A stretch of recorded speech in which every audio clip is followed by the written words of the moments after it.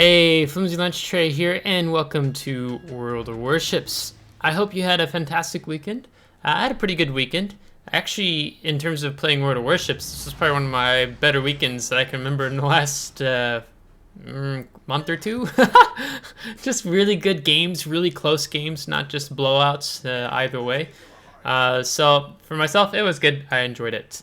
But today, what do I have for you? Well, I'm going to be featuring the Tier 10 Light Cruiser Commonwealth, the Brisbane. I'm pretty sure she's called just the Brisbane.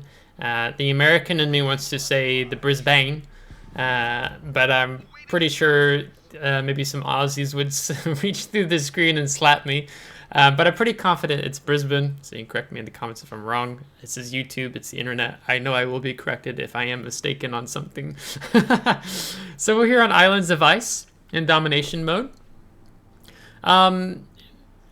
Map could be a little bit of a testing here for Brisbane. The HE Minotaur, if you will. So I'm a little uncertain how this is going to go. But this is my first battle ever in Brisbane that you're seeing to give you my general first impressions. I already played this battle. I'm just adding some post commentary here on the ship. So it's best, or let me back up. So this ship, she was available in an event, I think the beginning like March or something like that. And then in August, she became available for coal, 252,000 coal to be exact. You can, of course, now pick her up freely. I was waiting, took me a little bit. I was building my coal supply back up, so that's why I'm giving my first impressions now versus like right as the ship came out. I'm not a filthy whale hoarding all my inventory. So yeah, anyhow, not saying whales are bad, just I didn't have enough coal to pick up the ship right when she came out. So what I want to do today is kind of just walk you through my understanding of the ship, at least just from a first battle perspective. And soon I'll do a Friday highlight and upgrading commander build on the ship, probably 2 weeks from now, maybe. We'll see. I don't want to rush that, if you will. So it's to understand Brisbane, it's best to understand the Minotaur. So if you're wondering about picking up the ship, what I would tell you to do is just to go grind up the tech tree if you don't already have Minotaur, and get Minotaur. And if you like the ship, then at a first glance, I'd say we'd probably like owning Brisbane. There's some differences there, which I'll get into from a first impression standpoint as we go in through here. So one of the things you're actually already seeing me utilize is the airship, or air-based depth charge strike. It's not a depth charge strike ship-based, where you have to go sail over the submarine. But I get to take advantage of not having to do that. So actually, I'm incredibly grateful for that. So that's a notable difference, I would say, over the Minotaur. And it's 7-kilometer range, as we lose our Schlieffen and our Shimakaze takes out the enemy Yamagiri. So we're going to be fishing a little bit for that submarine. And you saw me, as we came to the island, I was detected, where we blew that radar. The radar on Brisbane is a 12-kilometer radar. It's not simply a 10-kilometer radar. If you run radar on Minotaur, right, you can just take radar, 10-kilometer radar, or the smoke. Most Minotaur players take smoke. I play radar Minotaur build, so this feels quite comfortable to me to take the Brisbane. So that nice, normally, wargaming is always playing around with the radar ranges, what ships get. Typically the 12-kilometer always belonged to the Russian ships in the game. Now that's not a thing anymore, right? You can have it on Brisbane here. So that's convenient, but it's not as a long action time as compared to Minotaur, right? 12-kilometer versus 10-kilometer. But one of the other things, if you stop talking about the radar, is the torpedo difference. So those torpedoes, I believe, do slightly less damage when you compare the torpedo damage per minute. Brisbane is like 2 slots behind Minotaur. Now that's with before you upgrade your torpedoes or do anything like that. But these are 13.5 kilometer torpedoes versus the 10 kilometer torpedoes that you get on Minotaur, meaning you can feel a little more comfortable and saturate an area with torpedoes. So that's what you see me doing here with the Brisbane. We don't have a lot of island cover to play around. We don't have smokes, you know, we're not in a division, so I'm playing a little passive, okay? This isn't gonna be some crazy damage game. I'm just gonna take my time. I'm filling out what the enemy team's doing. We've got the sub taken out, which is gonna be extremely helpful, that our Schlieffen got that kill. But we have this Columbus pushing up. Looks like, no, he's going to avoid that. Now the torpedo reload time is not bad. It's without building into it at all, I think it's 131 seconds. I will double check that for you right now. Yeah, so it's 131 seconds, so just over 2 minutes. Or you can take fill the tubes, 2-point skill, which is what I do, for 117.9 second reload. Now I'm not actually sure if I have that skill equipped here in this replay, because I'm having to build up a new commander for this line. So I'm not necessarily high point, but he's at least 13-point commander if I'm not mistaken. Now in the meantime, the alpha cap's being contested, so we're trying to get some resets on the Kitakame. So another reason why we need to be mindful, because Kitakame, I think she actually has the best concealment in the game, and has a lot of torpedoes. So we're gonna want to definitely be very mindful of that. Now at this point, I decided I'm gonna go ahead and open up and see if we can get some fire set on this Colombo. So you can see the rate of fire is pretty good. It is just over 4 seconds. I've taken reload main battery mod 3 in the 6th slot. So do definitely want to work on trying to get our fire starting potential, and I'm going to keep saturating the area with torpedoes. I feel like this is something I was feeling out here with the Brisbane, is that, you know, if torpedoes reload, just dump them. There's 2 types of torpedoes that are really good. One is aimed torpedoes, and the other is torpedoes that an enemy ship wouldn't expect, right? So if we're just covering the area with torpedoes where we think maybe enemy ships might be pushing, we might get quite lucky in getting some hits. So we'll see how that goes, and I'm thinking this Colombo is going to be pushing up a bit more, so we're going to turn out in a way. We're just taking our time. No need to be aggressive here as we lose our Bilal to the enemy Slava. So we have the island between us and Colombo. That's one of the things I like to try to be mindful of my positioning with light cruisers, is to position yourself where not all enemy ships have ability to fire on you. Now granted, you know, we do have the Nevsky and the GK back there, but they're seeming a little more interested in the Zorky. So he's taking some heat off of us for the time being. So we're going to see, maybe we get some torpedoes on Colombo there. It'll be close and hard to see. Now, in terms of these high explosive shells, let's talk about the fire chance. So the fire chance on these bad boys is 9%. Now, if you take the combat signals, I'm trying to find both of them here, you can get up to a 10%. Okay, apparently that's not the right one. I'm looking for it here. Should be this one. Yeah, 10% with Commander. Of course, you could bump that up another plus 1%. Not that I really recommend going for a high explosive build. You know, probably I would say Worcester would be better for that. Maybe not so much here on Brisbane. So we're just going to keep the distance between us and the GK, mindful of his 12.5 kilometer secondaries.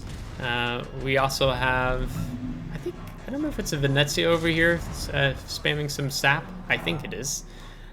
So he's going to show us broadside, which is going to be really good. I'm tempted to switch to the armor piercing here, and I think at this point I'm just trying to go for the fire, because we would like to really take him out. It would kind of it would definitely help us out here. But in the meantime, I did forget to mention we did land 1 torpedo on Colombo, so that works out well for us. So we're just going to continue sitting here, playing a little bit more passive play style.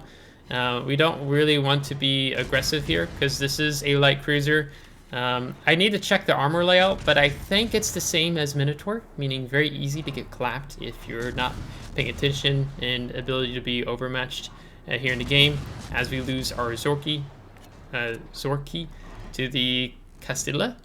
I'm going to guess for that. So I'm also spamming the M key here to try to get a better idea of where exactly the GK is going. We're going to spam some torpedoes as well, because there's still that Kitakami running around here. For now, it's pretty even. We've lost 5 ships. Enemy teams lost 5 ships, so we have the points advantage for now. But of course, they're contesting here on a cap. Colombo's getting pretty low, so we do want to see if we can't focus him out, but he's leaving our main battery gun range, which is 15.8 kilometers. Not the best gun range at high tier. So let me actually compare that with other cruisers in the game. Let's see here. Show me the range. Yeah, so she's 9th for range. So she's tied with Minotaur, of course, with that 15.8 kilometer.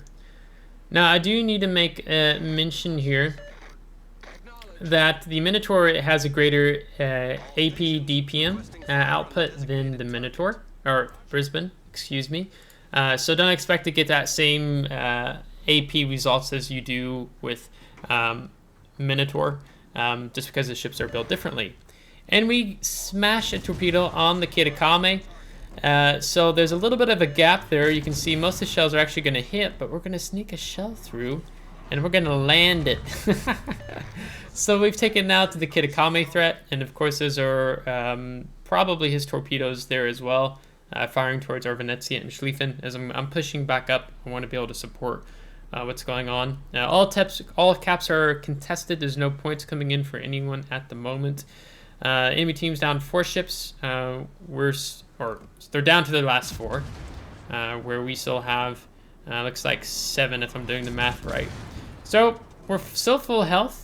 So we're going to open up here on the Castilla as he's going to ride the border. So when you have enemy ships riding the border, you want to actually aim at that white line, and that's the best way to figure out to more help land the shells, because it's hard to judge how fast or how slow they're sliding across the border, right?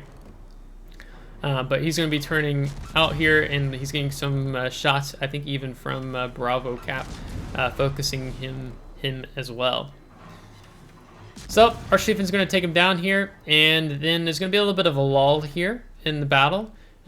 So I'm going to talk a little bit more about the ship. Maybe I cut out a bit of this because there's not going to be much happening here, but I'm going to talk more about the ship and then cut out. I want to make sure I have enough time going over some additional things here on the ship. Let's see, there was going to be another comparison with Minotaur I was about to make, and I don't remember.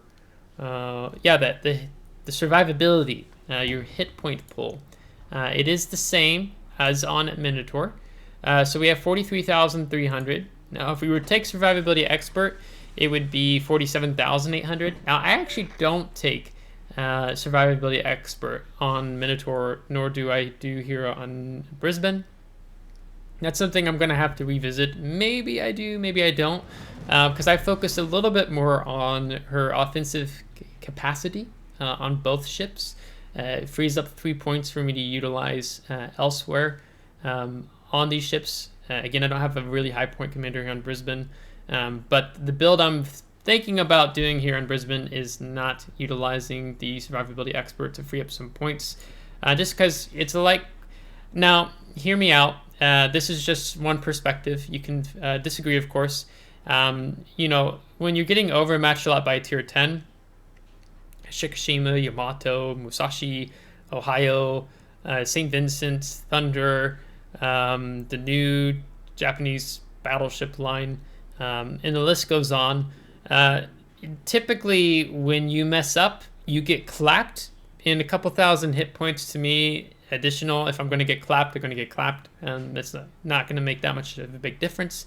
Now, of course, if you're in maybe a more cruiser fight, or fighting a destroyer, then that health pool begins to help, right? Maybe it helps you avoid completely being dev struck if you just had that additional 1,000 hit points. So, of course, there's arguments to be made both ways.